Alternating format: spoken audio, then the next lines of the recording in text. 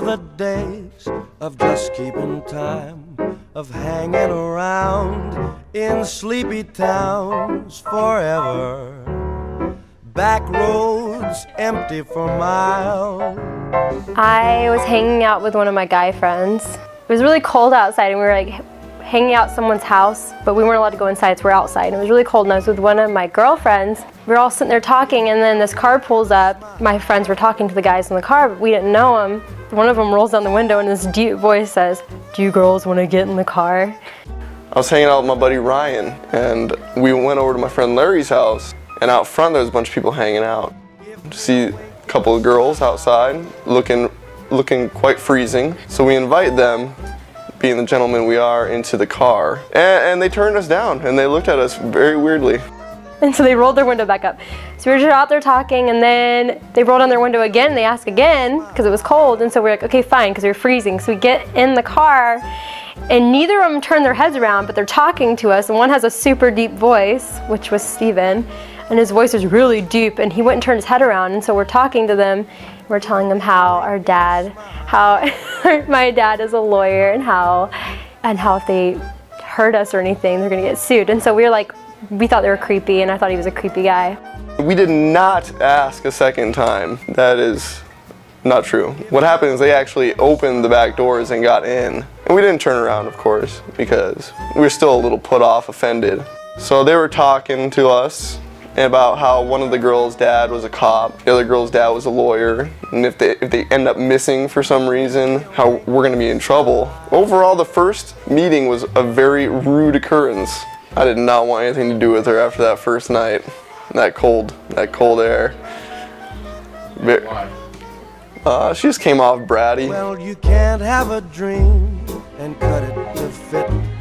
But when I saw you, I knew we'd go together, like a wink and a smile.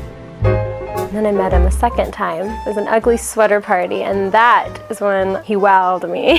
He had this Christmas sweater on, and I thought it was so funny, and he has hair tucked behind his ears because his hair was long then. I just thought he was, I don't know what it was about him. He was really goofy, and I think that's what got my attention first. I didn't know she was gonna be there. I just was going there wearing some ugly sweaters, and she was there and she looked very nice. She looked pleasant. She didn't look rude. Very attractive. She'd actually come and talk to me and hang out with me. And I don't know, we just talked that whole time at the Christmas party, and then after that I went home and told my parents how I thought he was a great guy. I was like, this guy's awesome, I want to see him again, and I always wanted to see him every day after that. Every time I'd hang out with my friends, I'm like, is Bogert gonna be there? Old jalopy by the railroad track. We'll get a hip double dip, tip-toppy two-seat Pontiac.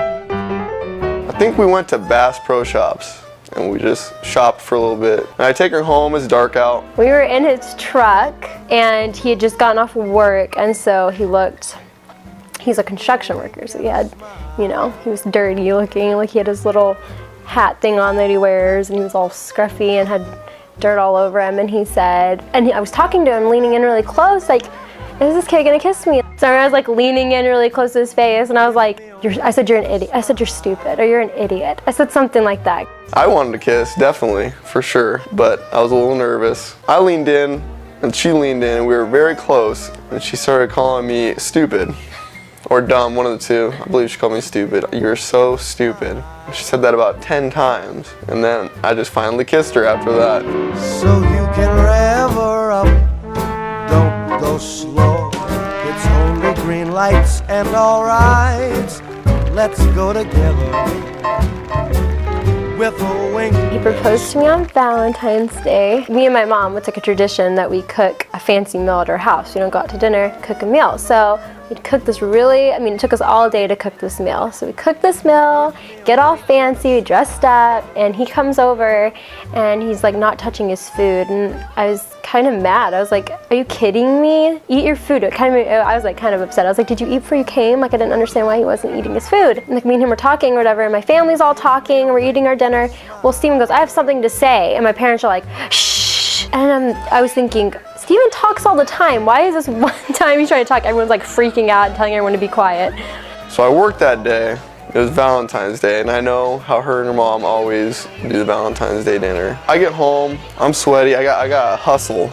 I got the ring. It's raining outside, the wind's blowing. I got this semi-nice shirt on. I don't want to make it too apparent that this is it, you know? So I get the roses, and I beat her to her house without letting her know I'm there, and that's when I asked her dad if I can marry her.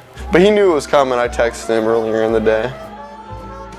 I don't remember exactly what he said. He just said, you're the most important person to me, and I can't imagine not spending my life with you. And he got teary-eyed. He tries to deny it, but he did get teary-eyed. Yeah, and then he asked me to marry him. He got on his knee, and he's in front of my whole family. And of course I said yes.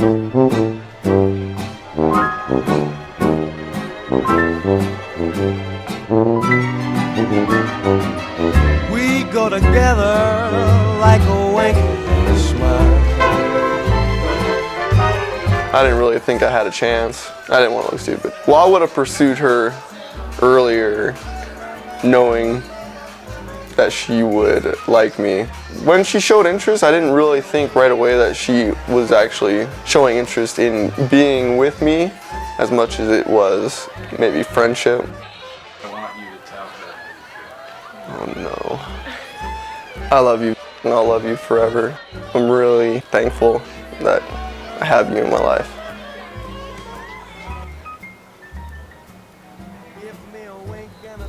You want me to tell you how I feel about him? Well,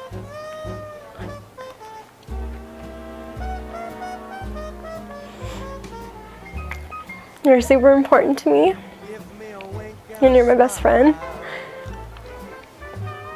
And I know that we're always gonna love each other. And I know that you're the only person in the world that makes me laugh as much as you do. And I know that you'll always take care of me. And I love you for who you are. Go together with a wink and a smile.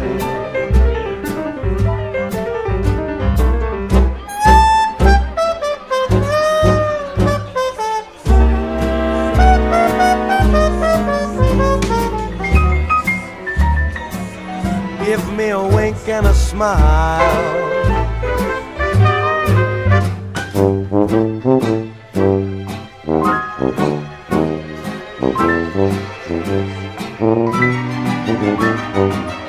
We go together like a wink and a smile.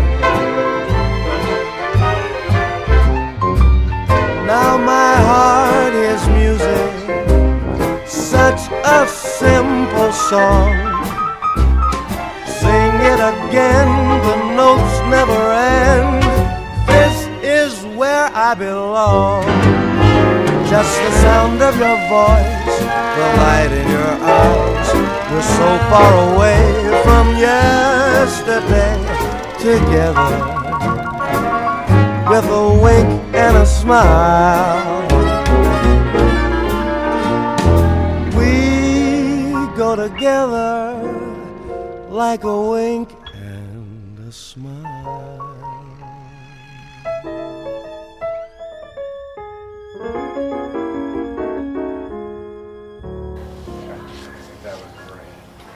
I knew I was gonna get all emotional. Why?